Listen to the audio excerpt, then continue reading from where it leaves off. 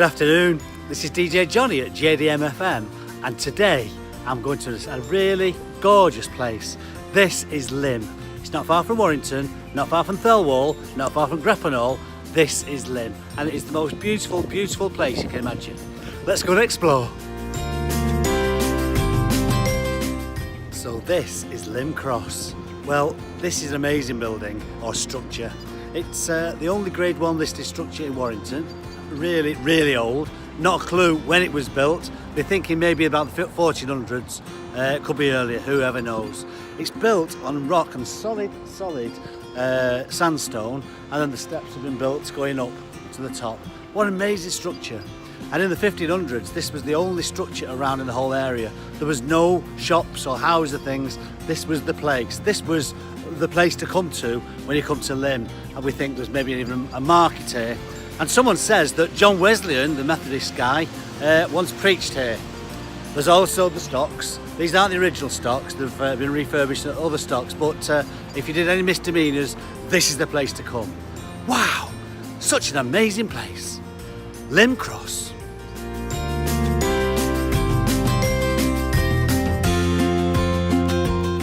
So I'm now going to go under this aqueduct here, which was built by James Brindley, the engineer who built the Bridgewater Canal. We're going to under the aqueduct, and we're going to find Slitengorge and Slitting Mill, or Slitting Mill, whichever you prefer.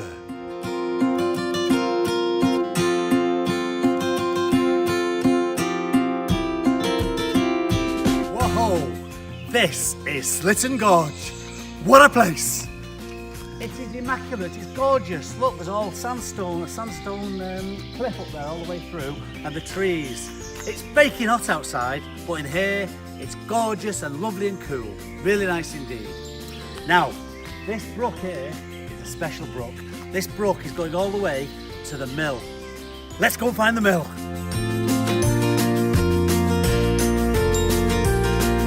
Well, this is Slitting Mill. There's not very much left of it nowadays. In fact, they've only sort of in the 1970s re-excavated it. It was all covered over before. But the mill itself is here. It used to be here, and there used to be a huge wheel there, which was driven by the brook.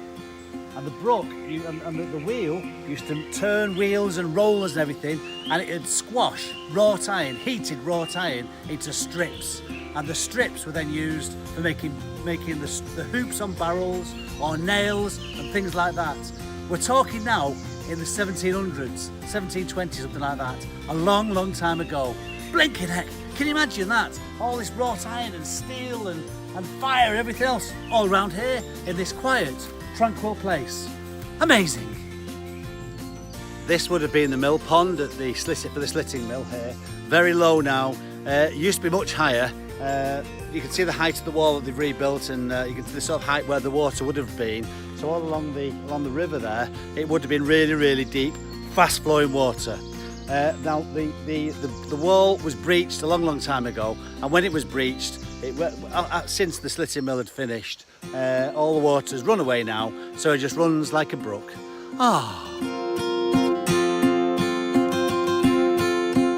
So let's continue our journey through Lymm.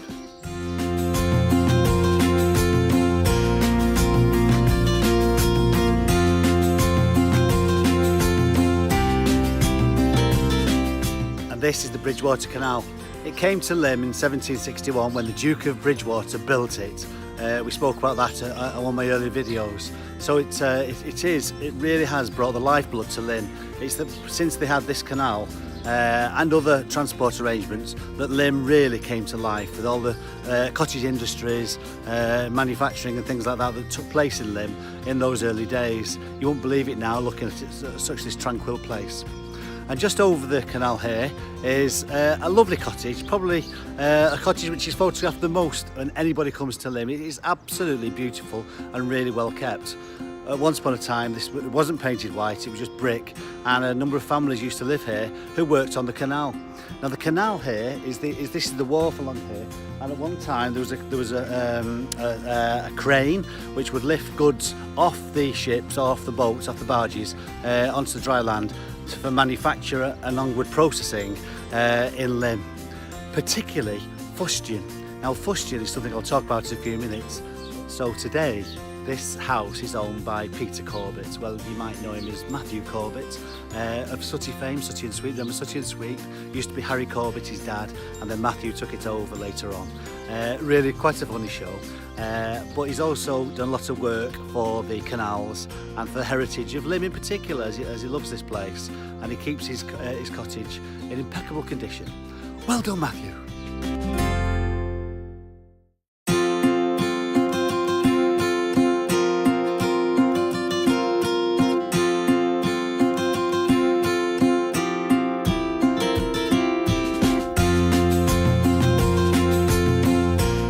So this is the lower dam in Lymm. There's an upper dam, the big one, the huge dam that you've seen before. This is the lower dam, and the lower dam here, you can see the water goes over the dam there, through those holes just through there.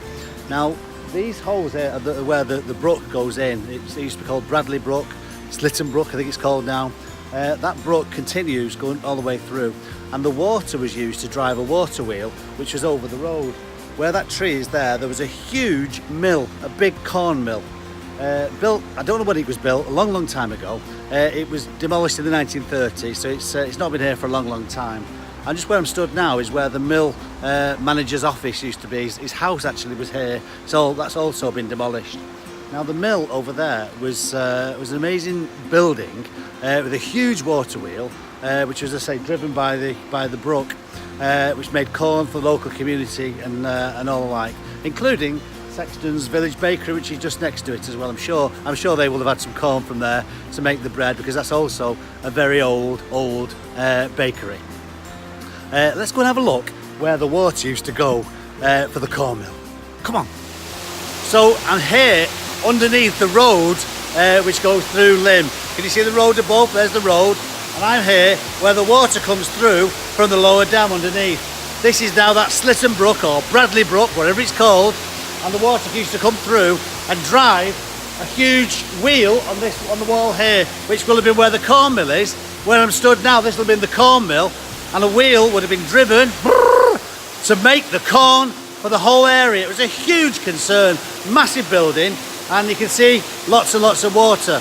Interestingly, Lymm, the name Lymm or Lyme, is fast running water, and there's certainly some fast running water here. Dear me!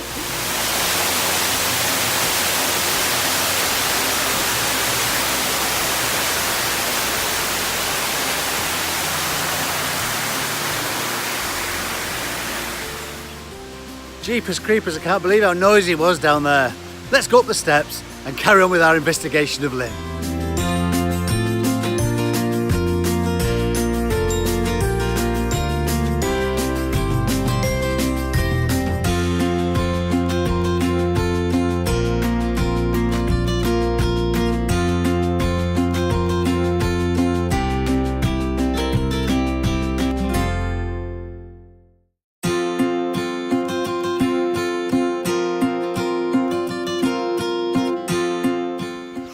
And this is the beautiful Lymm Dam.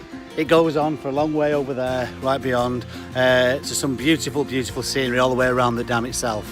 This was built in the 1800s, this dam. Before, it used to be marshland, quite a deep ravine, and there was a brook in the middle coming through called Bradley Brook, which continued down into the village. Nowadays it's been dammed, and a new road had been built. I say new road, it was the 1820s when this road was built, and it's called the A56. The road was built so it could bypass the village completely. At one time it was a tortuous route going all the way down into the gorge itself, and then they had to come around the village, cross, and all the way back up. It took ages to do, so by having this new road, it made transportation a lot easier through and past Lymm.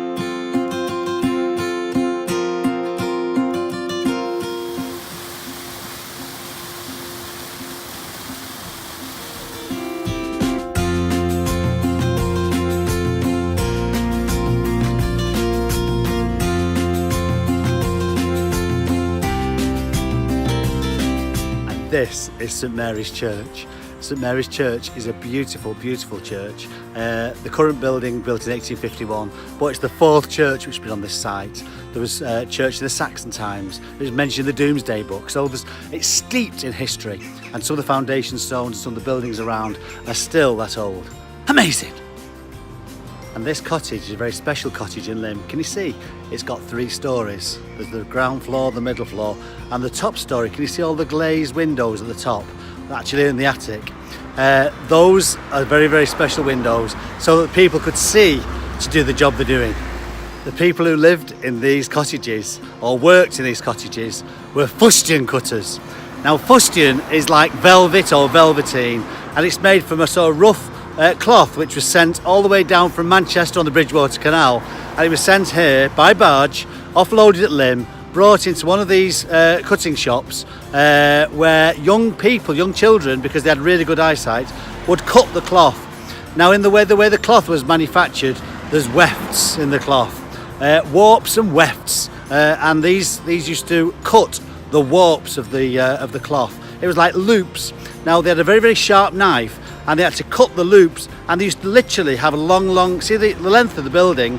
They used to walk the length of the building, cutting a very, very fine loop of all these wefts. There's about 40 wefts per inch, and that means for each piece of cloth there was 600 wefts, about between 600 and 1,000 wefts that these children used to have to cut and slice through. They used to slice through all these hoops going all the way through, which made the cloth open up like that and made it really, really nice and comfy, just like velvet is. Children were used because they have very good eyesight, and you have to have good eyesight to work in such small detail. And they used to literally run the whole length of the building along the length with a knife, like a special knife, very fine knife, cutting these tunnels of wefts all the way along in a straight line all the way through, and then start again and come back and start again. So they used to travel back and two in there all day long. Some people say they must have walked about 20 miles in every day. Can you imagine 9-year-old children working in these conditions? Blinking heck, whoa! So that was Lynn. I hope you like my little video of this beautiful, beautiful place where we went from the Lymm Dam, which used to not be a dam, it used to be a marshland, and they've dammed it with the A56 now, made a turnpike road, and the water used to come through the dingle down here to the lower dam, which is here, where the water was used to drive the corn mill, the big wheel of the corn mill to make corn for the whole area, a huge building, and where the corn was used for Sexton's bakery. Then the water carried on all the way through to Slitengorge and Slitting Mill, the mill we saw, where they used to split the steel, bash it and squeeze it and squash it and make nails and hoops. Actually, for the barrels, some of it was used for the powder mill, which did in another video. What an amazing place. We saw the Bridgewater Canal, we saw that beautiful cottage on the Bridgewater Canal belonging to Matthew Corbett, you know, Sutty and all that.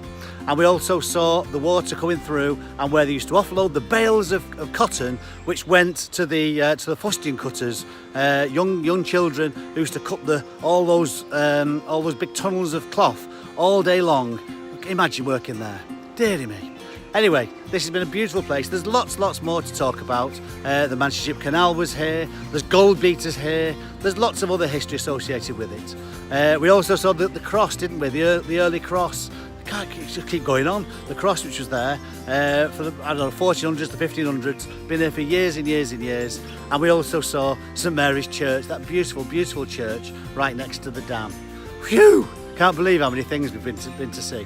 Anyway, I hope you liked my little video, and keep tuning in for more videos of different places. Local history is what I do. Send your requests if you want to request a new area. I'm more than happy to go and have a look at it, explore it, and do a little video. Anyway, whatever you're doing, hope you have a fabulous time, and see you again very soon. Bye.